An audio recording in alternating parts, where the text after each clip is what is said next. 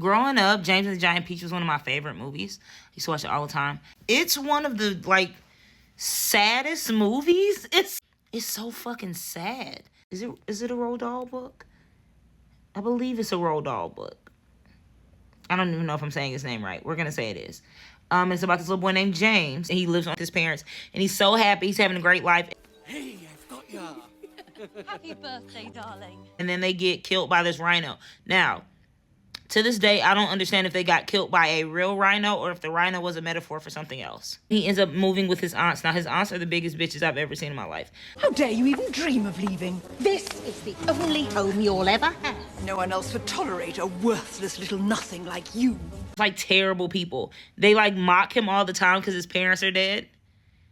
They be like, yeah, you better not go too far from the house. You know, they never caught that rhino. Like, that's fucking crazy. To taunt your nephew with the thought of him dying like his parents is fucking sick. Whole lot of shit happens.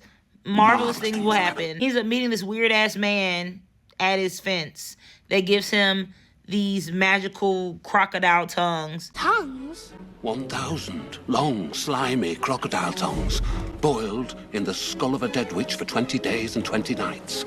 Add the fingers of a young monkey, the gizzard of a pig, the beak of a parrot, and 3 spoonfuls of sugar. Stew for a week, and then let the moon do the rest. He drops them, one ends up going in the peach, and like the peach becomes magic, the bugs inside the peach become magic, and James becomes magic, and he gets in the fucking peach and travels across the world to go to New York City to get away from his fucking aunt and his other aunt. I mean, that's the synopsis of the movie, but I really wanted to talk about how piece of shit his aunts are. So not only do they taunt him with the death of his parents consistently, they don't fucking feed him. And when they do feed him, that little boy was eating fish heads. They fed him like just chopped up fish heads that had been sitting out In the oven. They're not good enough for him. What do you think this is? Buckingham Palace? They had been sitting out, right? Yeah, they feeding him old fish heads at that. He's so fucking hungry that he, like, is picking up the trash and licking that shit. Like, licking the potato chip bag. And they go get him, and they don't even want him. Like, once he gets to New York, they, like, also travel by car to New York. Because, of course, they do. And they, like, threaten to beat his ass in front of, like, a group of hundreds of people and the police. I'm not the one who's nothing. You are. But they're just like pieces of shit that never loved him.